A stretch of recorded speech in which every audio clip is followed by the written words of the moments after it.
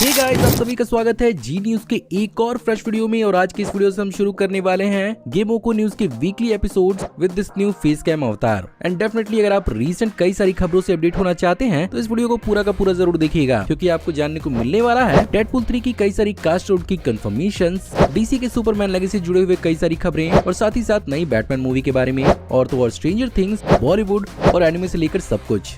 तो फिर देर किस बात की। हे गाइस, मेरा नाम है पंकज सागर और आपका स्वागत है गेमोको हिंदी के एक और फ्रेश वीडियो में। Now without wasting any more time, let's get started. तो चलिए सबसे पहले बात करते हैं डेडपूल 3 से जुड़े हुए कुछ न्यूज के बारे में, जहां पर जैसा कि बहुत सारे दुनिया भर के फैंस अपना दिमाग ऑलरेडी चला चुके थे, हम फैंस की कई सारी थ्योरी एक्चुअली यहाँ पर सच साबित होती हुई नजर आ रही हैं, क्योंकि अपेरेंटली इस मूवी का डिज्नी का ऑफिशियल कास्ट सीट लीक हो चुका है और यहाँ पर कई सारे ऑफिशियल कास्टिंग की कंफर्मेशन हो चुकी हैं। जहाँ पर जैसा कि अंदाजा लगाया जा रहा था कि एमा कॉरेन, जिन्होंने क्राउन सीरीज के अंदर प्रिंसेस डायना का रोल प्ले किया था, वो इस मूवी के अंदर कैसेंड्रा नोवा का रोल प्ले करेंगी, जो बेसिकली प्रोफेसर जेवियर की इविल जुड़वा बहन है। उसकी कंफर्मेशन हो चुकी है, यानी जो टकला और गंजा ससर हमें डेडपूल 3 के ट्रेलर में देखने को मिला था वो एक्चुअली कैसेंड्रा नोवा ही थी। इसके अलावा जेनिफर गार्डनर की भी कंफर्मेशन हो चुकी है कि वो 2003 के डेयरडेविल की इलेक्ट्रा के रूप में ही देखने को मिलेंगी। बट सबसे औसम बात ये है कि उनका नाम इस मूवी के दो मेन लीड यानी ह्यू जैकमैन और रैंड नॉट्स के जस्ट बाद आ रहा है, जिसके कारण फैंस इस बात का अंदाजा लगा रहे हैं कि हो सकता है कि उनका रोल इस मूवी के अंदर बहुत बड़ा हो और हो सकता है कि वो एक सपोर्टिंग कैरेक्टर के रूप में इस मूवी के अंदर साबित हों।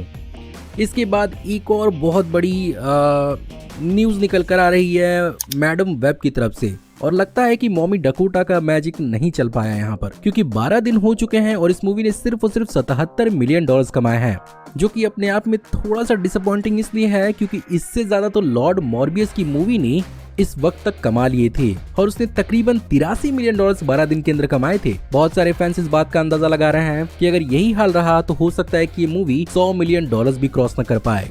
खैर, अब बात करते हैं डीसी की। जेम्स गन ने एक्चुअली अपनी आने वाली मूवी सुपरमैन लेगेसी का ऑफिशियल सुपरमैन लोगो रिवील कर दिया है, जो देखने में बहुत हद तक किंगडम कम के सुपरमैन की तरह लगता है और हो सकता है इसी चीज का हिंट वो बहुत सालों से हमें दे रहा है। और अगर आप सुपर हीरो न्यूज से बहुत पहले से जुड़े हैं तो आपको ये बात तो मालूम ही होगी कि जेम्स गन ने बहुत बार किंगडम कम का हिंट ट्विटर पर कई बार दिया था। ऐसा भी हो सकता है कि ये बेसिकली उसी कहानी से इंस्पायर्ड हो, क्योंकि हम सब जानते हैं कि जैक स्नाइडर ने भी द डार्क नाइट सीरीज के बैटमैन एम्बलम को अपने बैटमैन के लिए यूज किया था। खैर, इसके अलावा एक और न्यूज इसी मूवी से आ रही है, जहां पर एक्टर वेंडल पियर्स को पेरी वाइट के लिए कास्ट किया गया है, जो बेसिकली डेली प्लैनेट के अंदर लोइस लेन और क्लार्क कैंट का बॉस होता है। डीसी एक्सटेंडेड यूनिवर्स के अंदर पेरी वाइट का रोल इससे पहले माइकल फिशबर्न ने प्ले किया था, जो मार्वल सिनेमैटिक यूनिवर्स के अंदर गोलायत के रूप में देखने को मिले थे। इसके अलावा इस मूवी की शूटिंग पर काम चालू हो चुका है और अपेरेंटली साल 2025 में इस मूवी को रिलीज किया जा सकता है। अगर principal photography, shooting, post production और ऑडियो वगैरह को टाइम से देख लिया जाए तब होप करते हैं कि ऐसा ही हो। इसके अलावा जेम्स गन ने ट्विटर पर एक और बैटमैन मूवी को अनाउंस किया है, जिसका नाम बैटमैन एज़टेका होने वाला है और ये बेसिकली एक एल्सवर्ल्ड मूवी होने वाली है, बिल्कुल रॉबर्ट पैटिसन के बैटमैन और वकीन फिनिक्स के जोकर यूनिवर्स की तरह। अच्छा हाँ, इस वीडियो में लॉर्ड मॉर्बियस की बात चली रही है तो उससे याद आया कि जैरेड लेटो ने अपनी तरफ से कुछ नया रिवील किया है, जहां पर बेसिकली ट्रॉन लेगेसी की थर्ड पार्ट यानी ट्रॉन एरिस अब डेवलपमेंट में आ चुकी है और यहां पर ट्रॉन एरिस के अंदर मेन लीड कैरेक्टर एरिस का रोल यहां पर जैरेड लेटो प्ले करेंगे और उन्होंने अपनी कैरेक्टर को एक्चुअली सोशल मीडिया पर रिसेंटली रिवील किया है, जो बेसिकली काफी चटक लाल रंग के साथ देखने को मिल रहा है, जो ऑफ कोर्स मेरा फेवरेट कलर है। इससे पहले भी ट्रॉन की एक मूवी आई थी जो बेसिकली 2010 में ट्रॉन लेगेसी के नाम से रिलीज हुई थी, बट ये बेसिकली खुद में एक सीक्वल थी 1984 की आई हुई ट्रॉन मूवी की, जिसने बेसिकली CGI और कंप्यूटर ग्राफिक्स की हॉलीवुड के अंदर एक काइंड ऑफ शुरुआत की थी और इन मूवीज को बेस्ट साइंस फिक्शन मूवीज में से एक माना जाता है। सब कुछ अगर यहाँ पर भी सही रहा तो हो सकता है कि हमें अगले साल यानी 2025 में ये मूवी भी देखने को मिल ही जाए।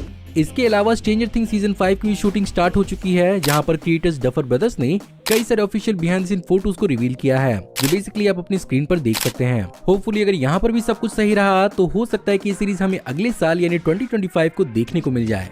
इसके अलावा चलिए बात करते हैं हॉलीवुड के बारे में, जहां पर सबसे पहले Amazon प्राइम वीडियो पर धर्मा प्रोडक्शंस ने अपनी नई फिल्म की ट्रेलर को रिलीज किया है, जिसका नाम ए वतन मेरे वतन होने वाला है। ये बेसिकली एक बायोपिक होने वाली है उषा मेहता की, जो बेसिकली क्विट इंडिया मूवमेंट के दौरान एक अंडरग्राउंड रेडियो स्टेशन चलाती थी फ्रीडम फाइटर्स तक न्यूज पहुंचाने के लिए। और यहाँ पर उषा मेहता के रोल के लिए सारा अली खान को चुना गया है। होपफुली वो इस रोल के साथ जस्टिस करेंगे। आगे बात करते हैं दृश्यम फ्रेंचाइजी के बारे में, जहाँ पर इस मूवी की प्रोडक्शन कंपनी पैरानोमा स्टूडियोज ने अमेरिकन गल्फ स्ट्रीम पिक्चर्स और जॉट फिल्म के साथ हाथ मिलाया है, जिसके कारण होपफुली हमें फ्यूचर में इसका हॉलीवुड रीमेक देखने को मिल सकता है। जहाँ फिलहाल इस बात की कोई कंफर्मेशन नहीं है कि इस मूवी को कौन डायरेक्ट करेगा और इस मूवी के अंदर में कौन कौन देखने को मिलेंगे। अगर बात करें रीमेक्स की, तो दृश्यम के मामले में कोई नई बात नहीं है। रीजनल सिनेमा के अंदर लगभग हर लैंग्वेज में दृश्यम का रीमेक बनाया जा चुका है। वहीं पर कोरियन में भी दृश्यम ऑफिशियली बन चुकी है। इसके अलावा आमिर खान की नेक्स्ट प्रोजेक्ट से भी न्यूज आ रही है, जहाँ पर वो इस बार एक नई मूवी सितारे ज़मीं पर काम कर रहे हैं, जो इस साल यानी 2024 के क्रिसमस में हमें देखने को मिल सकती है। इसके अलावा YRF स्टूडियोज ने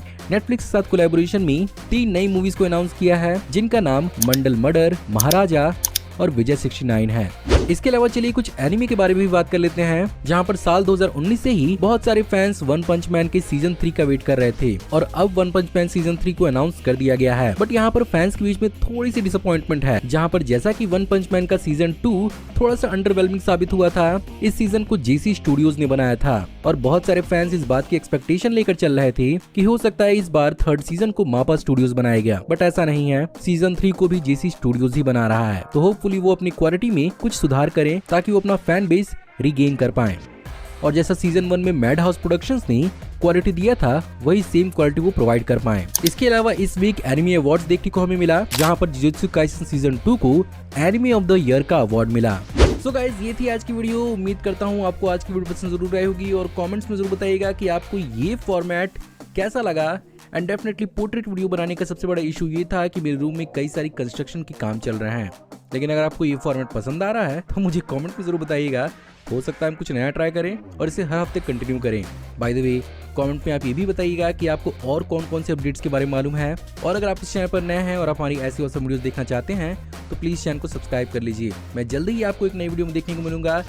तब तक आप हमारी इन वीडियोज़ को एंजॉय कर सकते हैं। Thank you for watching. See you in the next video. Till then, take care. Goodbye.